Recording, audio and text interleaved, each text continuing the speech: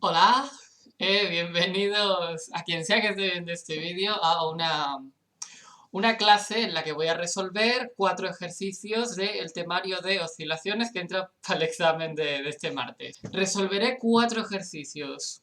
En principio, el 3, el 4, el 11 y el 12. Si alguien tiene alguna duda, me lo pone en comentarios, le dais like y apoyo para que yo haga más ejercicios de estos que me interesa bastante porque también tengo el examen. Y nada, comenzamos. Comenzamos por el ejercicio 3. El enunciado dice lo siguiente: tenemos una masa de 2 kilos enganchada a un muelle con una constante elástica igual a K igual a 10 a la menos 2 newtons partido metro. Si en el instante inicial pasa por una posición de equilibrio con una velocidad de 10 metros por segundo, encuentra, y salen diferentes apartados. Lo primero que todo, vamos a hacer un dibujo para comprender y tener una base. Hacemos un dibujito, tenemos aquí el muelle, de manera conceptual, tenemos aquí la masa, y vamos a poner un apartado de datos para no cargarnos. Bueno, aquí tendríamos una posición de equilibrio, y aquí tendríamos una posición máxima. Datos. Sabemos que esta masa tiene un valor de 2 kilos. Sabemos que la constante elástica es de 10 a la menos 2 newtons partido metro. Y por último, que la velocidad, cuando pasa por la posición de equilibrio, por tanto es la velocidad máxima del cuerpo, es de 10 metros por segundo. Puesto que nos dicen que tiene una velocidad máxima de 10 metros por segundo y nos piden calcular la máxima deformación, podemos aprovecharnos y hacer el principio de conservación de la energía, es decir, vamos a poner apartado A,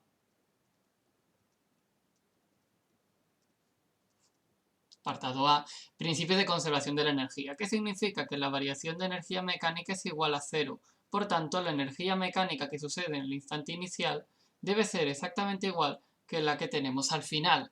Al principio, lo que tenemos, el principio se refiere en el punto de equilibrio, por ejemplo, lo único que tenemos es velocidad cinética, en este caso máxima, puesto que está en velocidad máxima.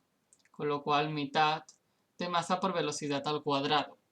Al final, en los extremos, tanto si es cuando está completamente comprimida o alargada, lo que tenemos es potencial elástico mitad de K por X al cuadrado. Esta X, por supuesto, que será X será la amplitud. Con lo cual, del primer apartado ya podríamos, fíjate, simplificamos, vamos a simplificar un poquito, simplificamos, se nos van las mitades que están en ambos lados y tenemos que la máxima deformación será igual a raíz cuadrada de masa por velocidad al cuadrado, velocidad máxima, partido por K, que esto nos tiene que dar un valor según los enunciados de 141,4 metros. No está mal. Por otro lado, te pide el mismo apartado que calcules la fuerza. ¿Qué fuerza? La fuerza elástica. La fuerza elástica en este caso se calcula aplicando la ley de Hooke, la de la definición. ¿Y qué nos dice? Pues que la fuerza elástica es igual a menos K por X, siendo X la amplitud. Con lo cual, si hago K 10 a la menos 2 multiplicado por 141,4, efectivamente da menos 1,41 newtons. El signo negativo es por conveniencia de signos. Si en el examen lo ponéis positivo, no creo que tampoco se viese mal, diría yo.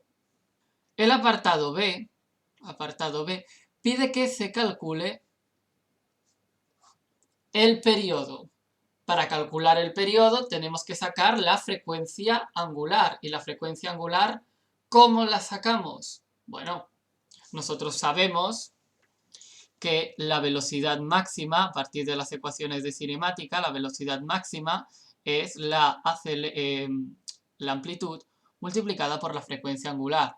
Por tanto, yo a partir de aquí puedo sacar la frecuencia angular. Si no, me he aislado bien. Puedo sacar la frecuencia angular de aquí. Y una vez que tengo la frecuencia angular, puedo decir que es 2pi partido el periodo.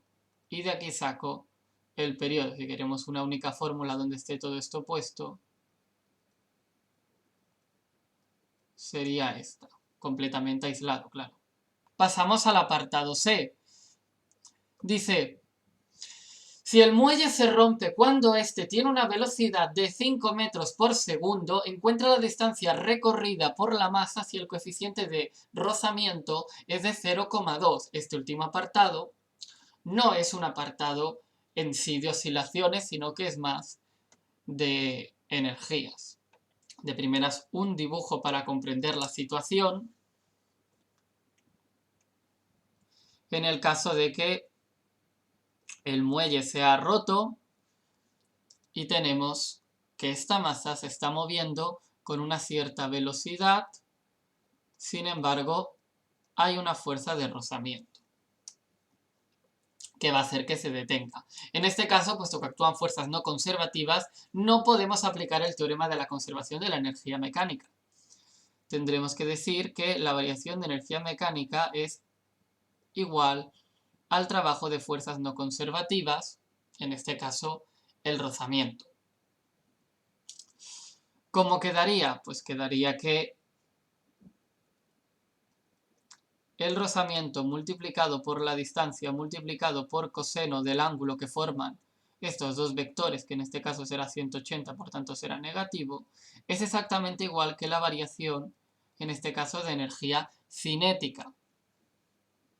Porque una vez que está suelto, pues ya no tiene energía potencial elástica. ¿Y cómo lo podemos desarrollar un poco más? Pues esto sería igual que tener aquí un menos, el coseno de 180. Energía cinética final no es energía cinética inicial. La final, si hemos dicho que el objeto va a tender a pararse, la energía cinética final será igual a 0. Con lo cual, la fuerza de rozamiento por la distancia recorrida será exactamente igual a una mitad de masa por velocidad al cuadrado. Velocidad inicial que sabemos del enunciado. Por otro lado, la fuerza de rozamiento, ¿qué es? La fuerza de rozamiento, aquí no, con este color no. La fuerza de rozamiento es mu por la normal, y en este caso si representamos las fuerzas en el eje Y, vemos que la normal es exactamente igual que el peso. Por tanto, podemos decir que esto sería mu por la masa, por la gravedad, multiplicado por la distancia, una mitad de la masa por la velocidad inicial al cuadrado. Las masas, puesto que están en ambos lados, podríamos tacharlas. Y ya se me olvidó lo que pedía el ejercicio. La distancia recorrida quedaría tal que así.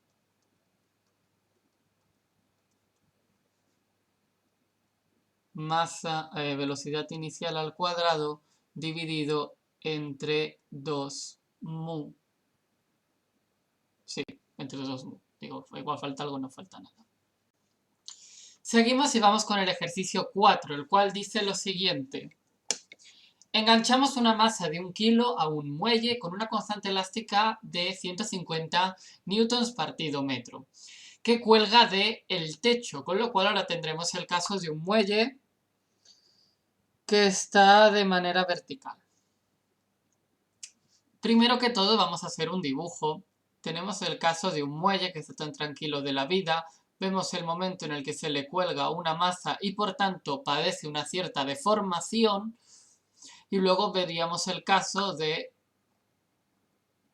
cuando al muelle se le hace una perturbación y pasa de esta posición de equilibrio, que ahora la tendremos de manera vertical, a una posición máxima,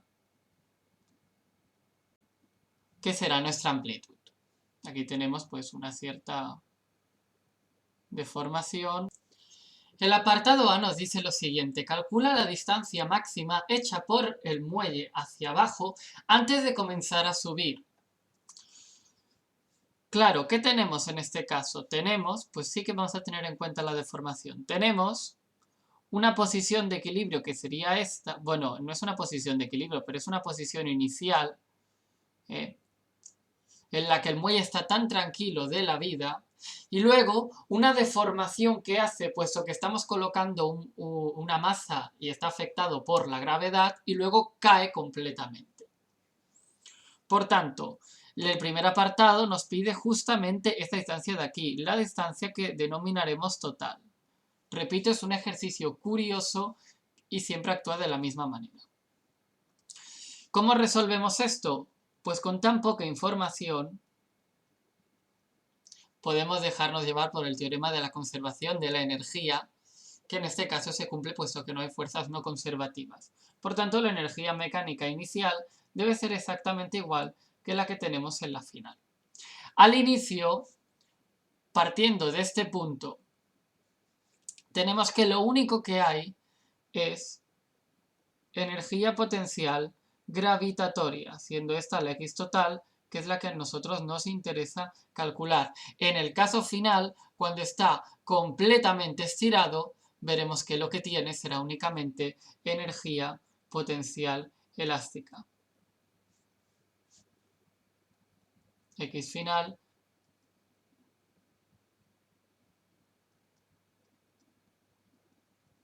siendo la X final la total. Con lo cual nosotros podemos tachar, puesto que está en ambos lados, una X con el cuadrado de la siguiente y tendríamos una ecuación de primer grado, en lo cual si aislamos obtenemos la X total, siendo esta un valor de 2 mg partido por k, que debería darnos justamente los 13 centímetros.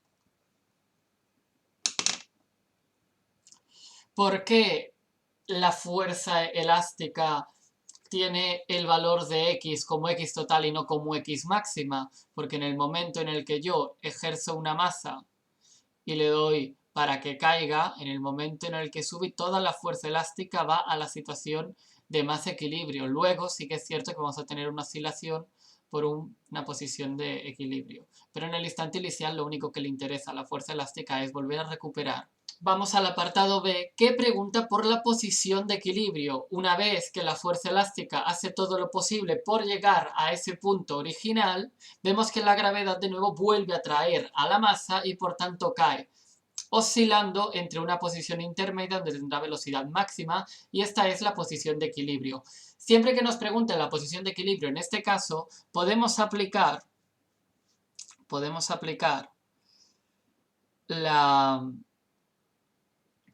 dinámica, diciendo que en este punto de equilibrio sumatorio de fuerzas es igual a 0 y por tanto la velocidad se va a mantener, que justamente instantes después va a cambiar debido a la gravedad, pero en ese punto en concreto se mantiene una estabilidad de velocidad constante. Con lo cual tendremos que la fuerza elástica será exactamente proporcional al peso y por tanto la ley de Hooke será exactamente igual a masa por gravedad. Dicho esto, podemos calcular que la X es mg partido por k. O también podríamos haber deducido, que aquí ya se ve bastante bien, podríamos haber deducido que si la posición total, es decir, la máxima perturbación que se ha generado es de 13, la posición de equilibrio en la cual oscilará este movimiento será justamente la mitad de 13. 6,5. También era otro razonamiento y también hubiese sido dado por correcto. El apartado C,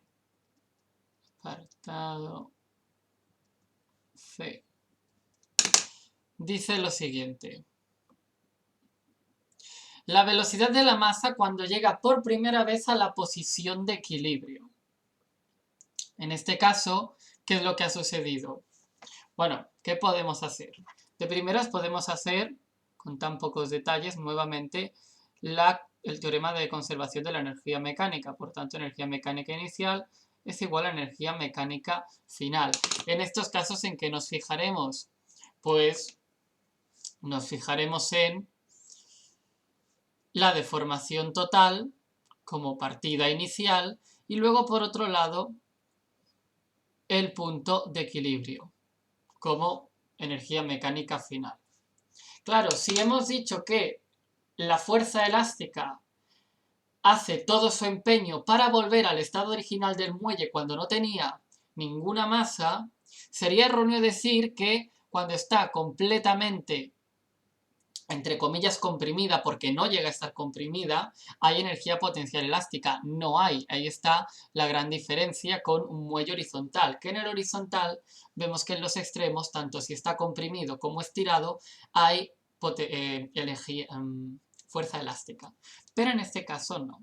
En este caso la fuerza elástica no está en la zona de arriba, en el extremo, porque el muelle no se comprime, sino que vuelve a su estado original.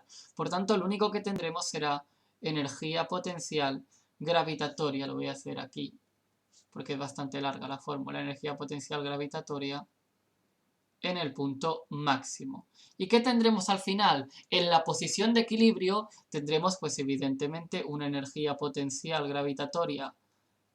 Distancia, pues la posición de equilibrio o posición máxima, vemos que es el mismo valor, en este caso la amplitud y el equilibrio, más una energía cinética, puesto que está en la posición de equilibrio, será la velocidad máxima, que es lo que queremos encontrar, y por otro lado, más mitad de kx cuadrado. Y por otro lado, sí, y por otro lado también encontraremos una fuerza elástica. ¿Por qué? Porque la fuerza elástica en esta posición de equilibrio no le viene bien. Recordemos que la fuerza elástica cuando está vertical lo único que quiere es volver a la posición de arriba y lo que tenemos es un impedimento por parte del peso que tiende hacia abajo en un vaivén bastante ideal. Bueno, esta sería la fórmula. Podemos ir... Ah, no podemos... Vaya por Dios, yo tan tranquilo, no podemos tachar las masas. No, tampoco podemos tachar, pues bueno, de aquí aislamos la velocidad y tenemos que velocidad, ¿qué es? Velocidad es igual a mg x total menos x, menos x de equilibrio, justamente nos da x de equilibrio, porque es simétrico, menos, aquí vendría una mitad, voy a ponerlo así porque se me van a anular, una mitad de k x de equilibrio al cuadrado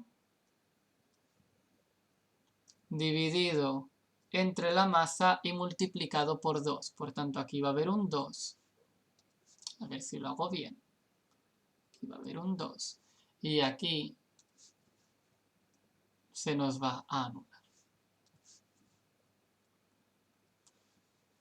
Si yo resuelvo esto, pues obtendré que la velocidad es de 0,8 metros por segundo. Hay diferentes maneras de hacer el apartado C.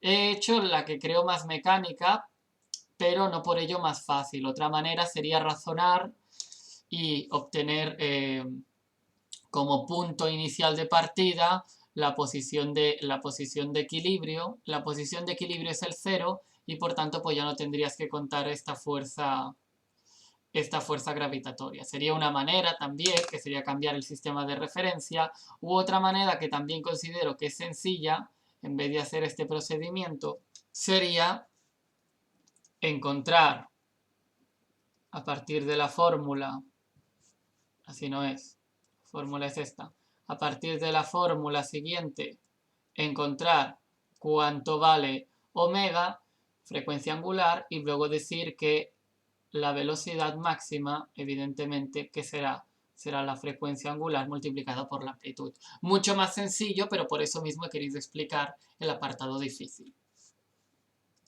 Aunque bastante mecánico, sinceramente. Y con esto ya estaría. Continuamos con el ejercicio 11, el cual dice que tenemos un oscilador armónico, en este caso amortiguado, con una frecuencia angular natural de 15 radianes por segundo y un parámetro de amortiguamiento de gamma igual a 9 segundos a la menos 1.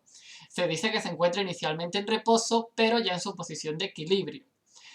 Continuando con los datos, dice que en el instante inicial recibe un impulso con una velocidad de 60 centímetros por segundo, que habrá que pasarlo al sistema internacional, y el ejercicio, en este caso, es bastante sencillo, solo pide una cosa, que ya es algo que agradezco, la elongación en función del tiempo. Dicho de otra manera, si tenemos un oscilador armónico amortiguado, bueno, en este caso no nos dice que sea horizontal, pero por comodidad voy a ponerlo horizontal, sabemos que sigue la fórmula siguiente. Entonces va a ser simplemente sustituir todos los valores que no sean t, puesto que es la variable en la cual está en función, por constantes, parámetros que deberemos encontrar. El ejercicio ya nos ofrece algunos. Por ejemplo, gamma, ya la tenemos, y con este pequeño dato de aquí podemos sacar la frecuencia angular del movimiento amortiguado. Si alguien está sorprendido porque haya puesto seno en vez de un coseno, es porque el ejercicio, cuando vemos la solución, vemos que lo tiene en función del seno. Es indiferente si cuando tú haces un oscilador utilizas un seno o un coseno. Lo único que va a variar es la fase inicial. El resto de valores son iguales. Bien, de primeras, ¿qué podemos sacar? La fase inicial. La fase inicial se da en el instante t igual a 0, tiempo igual a 0, es decir, en el reposo. Como vemos aquí, que lo he resaltado en blanco porque soy así, como vemos aquí en el instante inicial, cuando está en reposo, vemos que pasa por la posición de equilibrio. Por lo tanto, el valor de la x va a tener que ser 0, porque recordemos que los únicos valores en los cuales la posición es máxima es en los extremos. En el equilibrio es 0. Por tanto, la fase inicial va a tener que tener algún valor que haga que el seno sea 0. Y el seno, cuando es 0, se puede dar en el caso de 0. Es decir, seno de 0 es igual a 0. Por tanto, ya podemos decir que la fase inicial son 0 radianes. Con esta simple deducción. Continuando, ¿cómo sacamos ahora, por ejemplo, la frecuencia angular? Yo sé que la frecuencia angular amortiguada es exactamente igual a la raíz cuadrada de la frecuencia angular natural menos el parámetro amortiguamiento gamma al cuadrado. Con lo cual yo calculo esto, voy a hacer un poco de trampas puesto que se ve aquí, y voy a decir que este valor me da 12 radianes por segundo. Y ya tendría el siguiente valor. Por último, necesitamos calcular cuánto vale la amplitud, puesto que el resto de datos ya lo sabemos. La amplitud, ¿cómo la saco? A partir del único dato que todavía no he empleado y por eso me lo habrán dado, que es la velocidad inicial.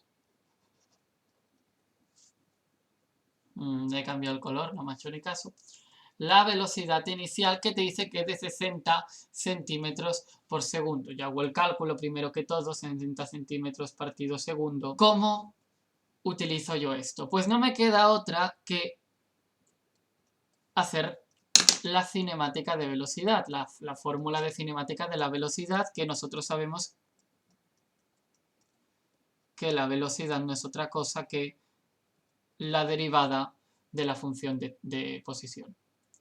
Claro, aquí tenemos una curiosidad que sucede en el amortiguado, y es que tenemos dos variables, dos funciones, que están dependiendo de t.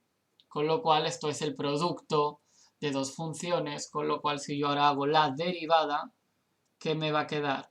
me va a quedar a, que es una constante que multiplica en todo momento, multiplicado ¿por qué? Por el primero sin derivar, el primero derivado, el segundo sin derivar, por tanto, menos por seno de Wt, en este caso vamos a omitir la fase inicial puesto que lo hemos calculado y es 0, más el primero sin derivar, por la derivada del segundo, que será coseno de Wt, multiplicado por la derivada de lo de dentro, puesto que esto es la regla de la cadena. Tenemos todo esto, que parece un monstruo horrible, pero en verdad no lo es. ¿Por qué? Porque a los otros lo que nos interesa es que cuando la t vale 0, tenemos 0,6 metros por segundo. Así que si sustituimos los valores de t en 0, todo esto de aquí se me va porque e elevado a la 0 es igual a 1, seno de 0 es 0, por tanto todo esto de aquí se me va, esto de aquí también se me va porque es 1, y fíjate que lo único que nos queda, coseno de 0 es igual a 1, por tanto también se me va. El resultado que nos queda es 0,6 es igual a multiplicado por W. W siendo esta, evidentemente, la amortiguada, la que hemos calculado de 12 radianes, partido por segundo. Así que nada, yo hago el cálculo, amplitud es 0,6 partido por 12, y esto me tiene que dar, efectivamente, 0,05. Resultado final, x en función de t es igual a 0,05 por e elevado a menos 9, porque lo da el enunciado, que gamma es 9, multiplicado por seno de 12t. En fin, y eso ha sido todo. Tendría que haber hecho el 12, lo sé. También sé que nadie me paga por esto y lo estoy haciendo por mera risa y júbilo. Así que quejas no creo que vaya a tener nadie.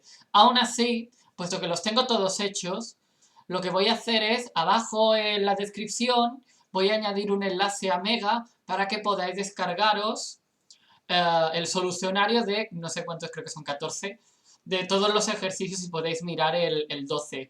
Está hecho por pasos, eso sí, pero no están explicados los pasos, con lo cual cualquier duda y tal, por favor, no me llaméis, porque es que yo tengo también otras cosas que hacer, así que bueno, por lo menos tenéis esto, ¿qué menos? Y nada, el siguiente vídeo, que será sobre rotaciones, no sé cuánto lo voy a hacer, creo que lo haré hoy, pero depende porque tengo muchas cosas en faena y bueno, tampoco es que esto sea una prioridad. Para vosotros sí, para mí, que ya lo he hecho, no. Bueno, buen día, disfrutad. Dadle like, suscribiros.